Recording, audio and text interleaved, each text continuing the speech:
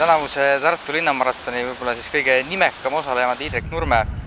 Sa oled vaikselt minemas pikemate distantside poole ja tuled Tartu linnamaratonile jooksma poolmaratoni. Mis eesmärgiga sa nüüd jooksma lähed homme?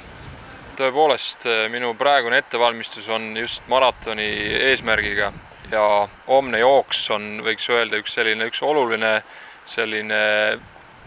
kontrolli jooksis enne maratoni, mida ma tahan joosta 15. novembri Valencias. Aga kindlasti see ei tähenda seda, et nüüd ma ettevalmistaks homse võistlusega läbi, vaid siit läheb veel 5 nädalat edasi. Aga kindlasti see on minu jaoks üks selline möödupuu, see jooks, mis ma siin homme Tartus teen.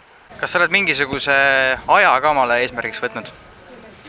No, eks ajaliselt ma olen mõelnud, et lähen jooksen seda maratoni rütmi, nii nagu ma Valencias planeerin ka joosta.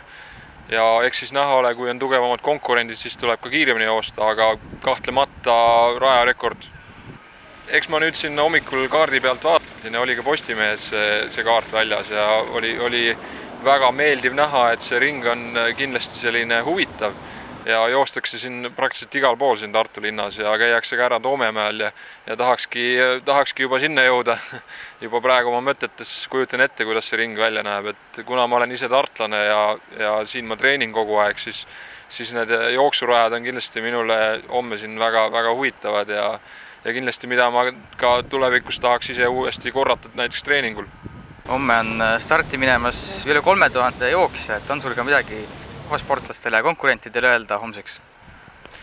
Peas ikka, et naeratus on näol, et keegi ei tule siia sunniviisil, et see on põhiline ja ma usun, et ega siin üks päev enne ei oska siin väga midagi enam öelda, kui lihtsalt puhake välja ja tulge homme starti.